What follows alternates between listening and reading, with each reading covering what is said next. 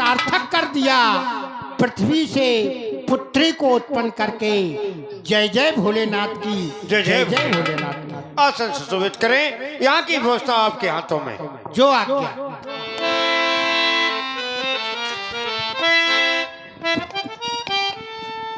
वाह, यही मिथिला है। कोई सेवक श्री महाराज जी के चरणों में सेवक का प्रणाम स्वीकार हो। सुभाष, क्या आदेश है महाराज? जाओ, जाकर विदेह को अवगत करा दो, लंका से रावण का आगमन हुआ है। जय हो आपकी। श्री महाराज जी के चरणों में सेवक का प्रणाम स्वीकार हो। क्या समाचार महाराज, लंका से श्री रावण जी का आगमन हुआ है। क्या कहा? दशानन आए हैं द्वार पर। हाँ, हाँ। अरे बड़ी कृपा की है उन्होंने पधार कर। चलो चल करके उनका स्वागत करें। जो आज्ञा। पोलस कुलभूषण कंचन नगरी सम्राट वेदक वीर शास्त्र श्री रावण जी, दशवाल जी, दशकंदर जी, दशानंद जी, दशग्रीव जी, जय जय भोलेनाथ की, जय जय भोलेनाथ की। आपके श्री चरणों की रज अपने माथे का चंदन बना करके मैं स्वयं को गौरवान्वित महसूस करता हूँ। आपका स्वागत, अभिनंदन, वंदन। अष्टांग योगी शिरध्वज, यम नियम प्राणायाम प्रत्याहार धैर्य धारणा समाज से प्रपूरित अष्टांग योगी शिरध्वज, अपने मस्तक पर भगवान शंकर के त्रिपिंड को धारण करने वाले ऐसे महान प्रिय गुरुबंधु शिरध्वज, अपने कंठ पर मां सरस्वती का भास कराने वाले ऐसे महान योगीराज शिरध्वज, अपने हृदय में भगवान शंकर की प्रतिमा को स्थापित कराने वाले ऐसे महान योगीराज शिरध्वज, तो सुना तुम्हारे ऐसे सुंदर वाणी के द्वारा सुंदर स्नेह भरे शब्दों को हृदय गदगद हो गया। योगी विदेश, सुना है तुम्हारे यहाँ पर पुत्री का स्वयंवर चल रहा है। अवश्य, उसमें मैं भी रखने आया हूँ पुत्री सीता के स्वयंवर को। चाहता हूँ तुम्हारे पास अनेकानेक कार्य होंगे, आप अन्य कार्य देखो, यहाँ की व्यवस्था मैं स्वयं संभालता हूँ। जाए आप।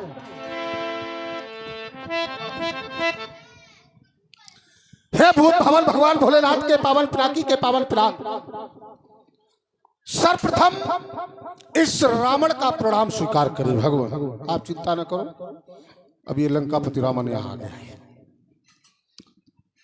उपस्थित विध्वंस समाज के अंतर्गत समस्त नरपालो महिपालो, कान खोलकर हमारी घोषणा को सुन लो। जो धनुष तोड़ने की अपेक्षा अपने हृदय में लेकर यहाँ उपस्थित हुए वो भी सुन ले, जो धनुष्य के देखने आए हैं वो भी सुन ले, क्योंकि 11 माह 29 दिन व्यतीत हो गया, अभी तक योगी के प्रण की पूर्ति नहीं हुई। जानना ये चाहता हूं, योगी के द्वारा प्रण किया गया सोई पुराण को दंड कठोरा, राज समाज आज जही तोरा। इस राजाओं की राज समाज के अंतर्गत जो वीर विप्लो अजगों को 2 खंडों में विभाजित कर देगा, उसके साथ सीता का पाण ग्रहण संस्कार, साथ में त्रिदेव विजेता का प्रमाण पत्र उसे दे दिया जाएगा। हमारा विरोध अजगो टूटने से नहीं, बल्कि यहाँ की व्यवस्था से है। 34 कंचन मंच विशाला रचे जहां बैठे महिपाला, सोने के सिंहासनों पर देश देशांतर के आए हुए नरपालों को योगी के द्वारा बिठाया गया। इसके उपरांत इसी 84 योजन के पांडाल में जिस समय मैं दृष्टिपात करता हूं तो देखता हूं सब मंचन से मंच एक सुंदर विशाल। ऐसा क्यों भाई? समानता है तो फिर ऐसा क्यों? वो एक सिंहासन सभी सिंहासनों से पृथक क्यों, अलग क्यों, इतना सुंदर क्यों? अगर कोई हो मेरे सम्मुख आए, अन्यथा कान खोलकर इस रावण की घोषणा को वो सुन ले। अब नहीं धनुष कर्षण होगा, अब नहीं धनुष कर्षण होगा। यदि आज मैथिली अधिवेशन में इस अजगब का कर्षण होगा तो ये चम के चंद्रहास का कर्षण होगा, बाणों का कर्षण होगा। हेलो। और इसी क्रम में 51 मुद्रा हमारे अमरीश यादव पारिक छत के भाई मनमोहन फौजी जी की ओर से 51 मुद्रा है। दशानंद सुंदर अपना पर प्रदान हुए मंडल की ओर से हार्दिक धन्यवाद। मिथिला प्रांगण में उपस्थित विद्वज्जन, यहाँ का एक एक बच्चा बच्चा ज्ञानी है। पुरनर नार सुभग सुख संता, धर्मशील ज्ञानी गुणवंता, यहाँ सब ज्ञानी हैं, सब गुणवान हैं। और जहाँ का राजा स्वयं अष्टांग योगी है, यम नियम आसन प्राणायाम प्रत्याहार ध्यान धारणा समाधि अष्टांग योगों से भरपूर जहाँ का राजा, और वहाँ के राजा ने जो व्यवस्था बनाई है, 14 कंचन मंच विशाला, रचे जहाँ बैठे महिपाला, अपर मंच मंडलीय विलासा। वहां पर एक प्रकार की व्यवस्था नहीं है, यहाँ पर 4 प्रकार की व्यवस्था है। और 4 प्रकार की व्यवस्था में चारों प्रकार के लोग बैठे हुए हैं, उत्तम मध्यम नीच लघु, अपने अपने अनुसार अपनी अपनी व्यवस्था के अनुसार बैठे हुए हैं। वहीं पर एक मंच बनाया गया है जो सब मंचनते मंच एक सुंदर विशद विशाल। तो तुम्हारी वहां पर दृष्टि पहुंच रही होगी, तो वहां पर कौन विराजमान है? मुनि समेत 2 बंधु तहां बैठारे महिपाल। मुनि के समेत, वो मुनि कौन है? कोई साधारण मुनि नहीं है, वो भी सृष्टि के द्वितीय विधाता महामुनि विश्वामित्र जी महाराज, और उनके साथ में 2 राजकुमार हैं जो उनको वहां बैठाला गया है। वो मंच उनके लिए दिया गया है। तो इसमें जो विरोध किया जा रहा है वो क्यों किया जा रहा है? यहाँ ज्ञानियों की नगरी है, ज्ञानी राजा है, ज्ञानी मंत्री है, तब यहाँ पर व्यवस्था में कोई विधान नहीं होना चाहिए। व्यवस्था सबके अनुरूप बनाई गई है। यहीं पर हमारा अल्प विराम है। श्री बाणासुर, हालांकि मेहनत तुमने की पर वहां तक पहुंचे नहीं। जो यात्रा मैं करा रहा था उस यात्रा अभी पथ पर नहीं पहुंची। तुम्हारे द्वारा कहा गया यहाँ सभी लोगों को सब प्रकार के आसन है, उत्तम मध्यम नीच लघु। ये 4 जो आसन है ये प्रवासियों के लिए, आए हुए अतिथियों के लिए नहीं है। अतिथियों के लिए 14 कंचन मंच विशाला, रचे जहां बैठे महिपाला। सोने के सिंहासनों पर देश देशांतर के आए हुए नृपालों को बिठाया गया। सत्य है। हमने कहा सब मंचन से मंच एक, ऐसा क्यों? तो तुमने जोड़ दिया। बोले वहां किसे बिठाया गया? बोले सृष्टि के द्वितीय विधाता महामुनि विश्वामित्र को बिठाया गया। अच्छा, विश्वामित्र को तुम सृष्टि का द्वितीय विधाता मानते हो? बहुत साध बात तुम्हारे लिए, मैं नहीं मानता हूं।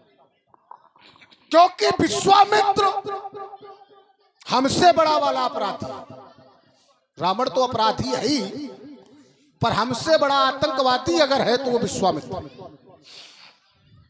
ऐसे नहीं, जिसके द्वारा श्री वशिष्ठ जी के पुत्रों का वध करवा दिया जाए, एक पुत्र का नहीं 100 पुत्र मरवा दिए गए। तो जो बताओ 100 पुत्र मरवाने वाला व्यक्ति हो, मारने वाला हो, किसी के 100 पुत्र को यदि विश्व में कोई मार देगा तो उससे बड़ा कोई आतंकवादी है? उससे बड़ा कोई पापी है? कोई नहीं। केवल रावण को बताया जाता है बोले पापी है। बोले उससे वहां बिठाया गया। साथ में बोले 2 बंधुवर। क्यों? फिर प्रश्न खड़ा होता है क्यों उन्हीं को क्यों बिठाया गया? भाई उन बालकों के अंदर ऐसा क्या है जिसे बिठाया जा रहा है? और भी तो नरपाल है, उन्हें ना वहां बिठा दिया जाता। कोई बात नहीं, बात अजगौ से संबंधित है। हमने कहा था अजगौ टूट जाए, हमारा कोई विरोध नहीं। विरोध सिर्फ हमारा है कि एक ज्ञानी के द्वारा बिठाने की जो व्यवस्था है ये बहुत अलग है। ज्ञानी को ऐसा नहीं करना चाहिए। तुमने उपाधि उसको विश्वामित्र से जोड़ दी, बोले विश्वामित्र को बैठने के लिए वहां दिया गया। तो ये सत्य है कि संसार में वर्ण, अब देखो यात्रा मैं कराता हूं, संसार में वर्ण है 4, ब्राह्मण, क्षत्रिय, वैश्य, शूद्र। 3 वर्ण क्षत्रिय वैश्य शूद्र का पूज्य होता है, वो होता है श्रीमान जी ब्राह्मण। 3 वर्ण ब्राह्मण की पूजा करते हैं। फिर प्रश्न खड़ा हुआ, ब्राह्मण किसकी पूजा करते हैं? तो बताया गया कि ब्राह्मण संत की पूजा करते हैं। ब्राह्मण संत की पूजा करते हैं। योगी विदेह ने यदि संत को देखा कि संत समुदाय आया, संत मंडली आई, तो इतना सुंदर सिंहासन, तो केवल वहां संत ही विराजमान होते, ना कि राजकुमारों को विराजमान करा दो।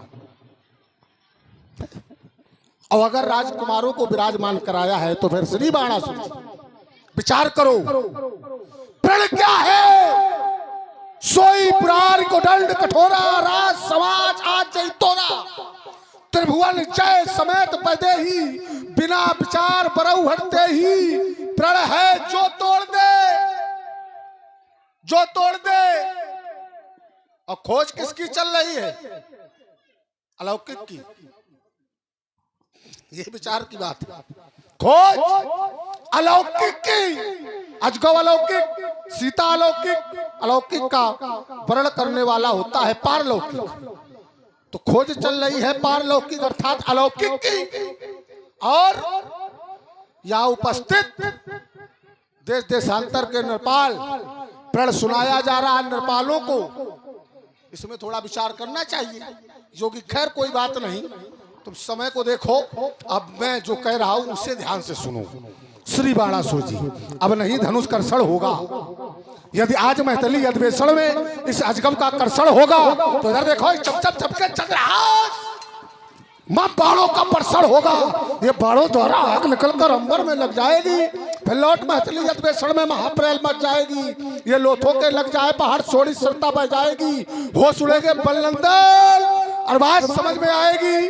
प्राण बचाकर भाग बाढ़, देखो रास्ता पड़ी है, प्राण बचाकर भाग बाढ़, नहीं प्राणों का शोषण होगा यदि आज सामने दशकंदर के अजगब का कर्षण होगा। आप लोगों ने श्री रावण जी के मुखारविंद से सोचे हुए शब्दों को सुना। इनकी 2 धाराएं बह रही हैं। एक और तो ये कह रहे हैं कि धनुष खंडन से हमारा कोई विरोध नहीं है, और दूसरी ओर कह रहे हैं कि यदि आज मैथिली अधिवेशन में धनुष का कर्षण होगा तो बाणों का वर्षण होगा। ये द्वंद्वात्मक जो शैली आप प्रयोग कर रहे हैं। अब चलें इसी बिंदु पर।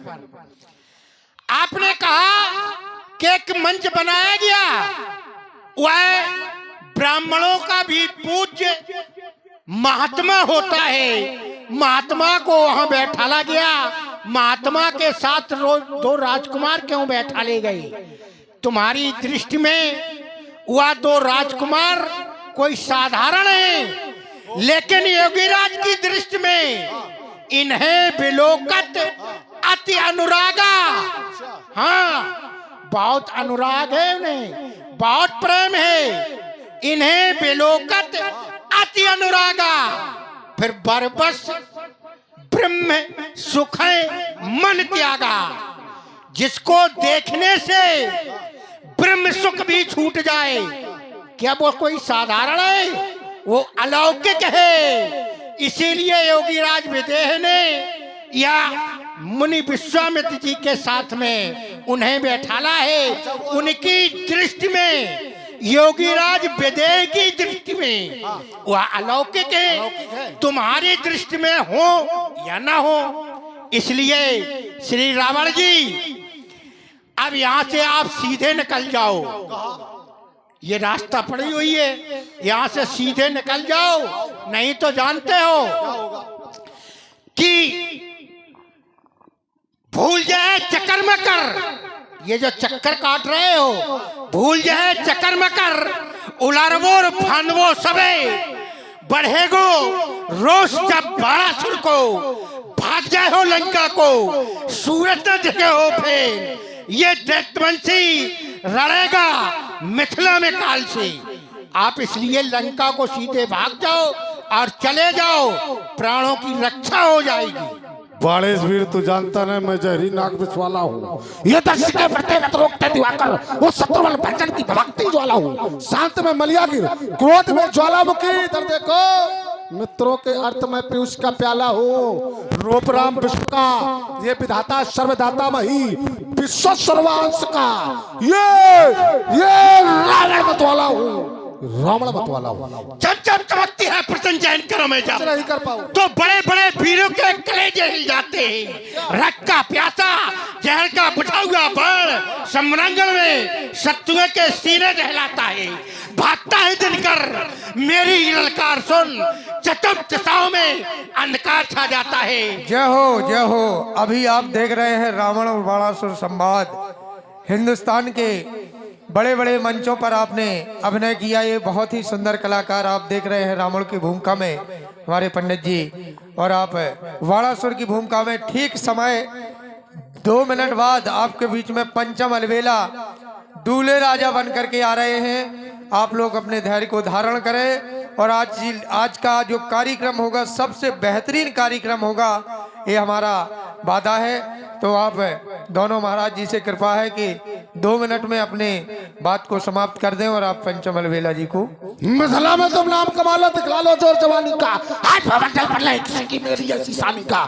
रचना जिसने 64 युग तक राज किया, ये भू पाताल आकाश सभी को जिसने जीत लिया।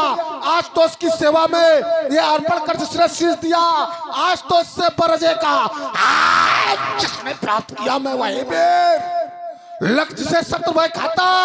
ये मानो की है बात तलक लग दानो भी है सक्षाता। दाल में अब मत कर मनमानी का, न चप चप चप के चंद्रहास तब घर ढूंढोगे नानी का। मिथिला में तुम नाम कमा लो, दिखला लो जोर जवानी। जब रख लेता जान हथेली पर तो बैरी से नाचे महाकाल।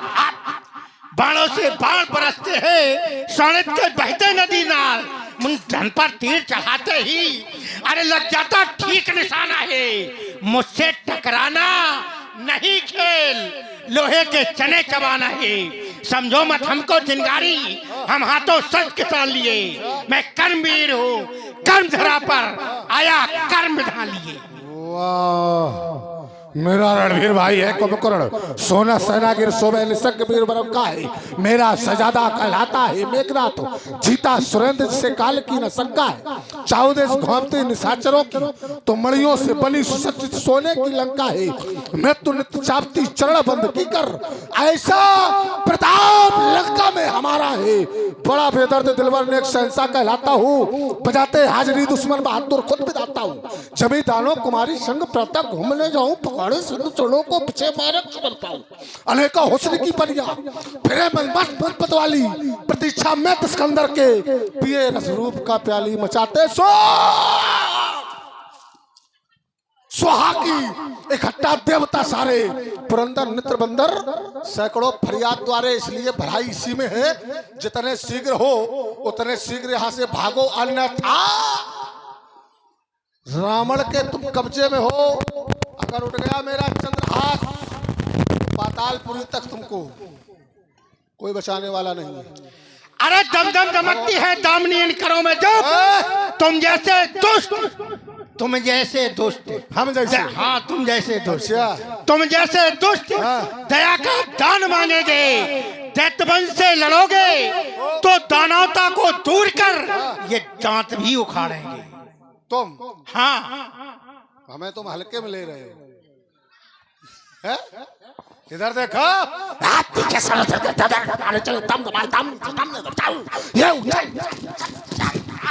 एक करती वो चलेगी ऊंचा सो पवन, टूटे सितारे मच जाएगा। रूप राम मिथिला पे ध्वंस होए पल में, अगर सिकंदर का दिमाग ठीक जाए। मैं कर्मवीर हूँ कर्म धरा पर, आया कर्म ढा लिए, कुछ नहीं कर पाओगे। ज्वालामुखी से निकले, अंगारों को पान किए। कोई नहीं हम बचाएगा। सूली से बिधे पंथ पर हंस हंस के चलने वाले, उन प्रबल खटकती ज्वाला में हम प्राण आहुति देने वाले, फुक्कारों से फटते पहाड़ चट्टान चूर करने वाले, और जल के धैर्य धसक जाते, पड़ जाते लड़के पाले में। मैं लखन सुमित्रा, चलो मैं समय और समाज को देखते हुए अपनी वाणी को यहीं विराम दे रहा हूँ। एक बार सभी भक्त समुदाय बहुत उच्च स्वर में जय घोष करेंगे। बोलो शंकर भगवान की, शंकर भगवान की, शंकर भगवान की। हे भूत भवन भगवान भोलेनाथ